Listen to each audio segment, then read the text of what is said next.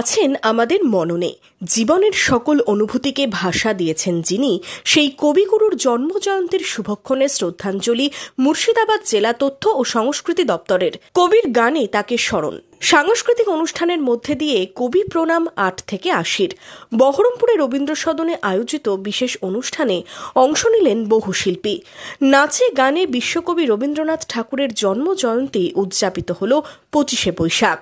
জেলা তথ্য সংস্কৃতি দপ্তর মুর্শিদাবাদের পক্ষ থেকে বহরমপুর রবীন্দ্র সদনে আমরা কবি প্রণামের আয়োজন করেছি।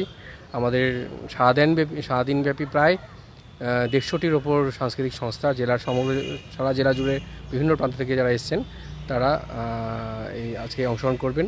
আমাদের প্রায় ২০০০-এর ওপর শিল্পী আজকে অংশগ্রহণ করছে সারাদিনব্যাপী অনুষ্ঠানে।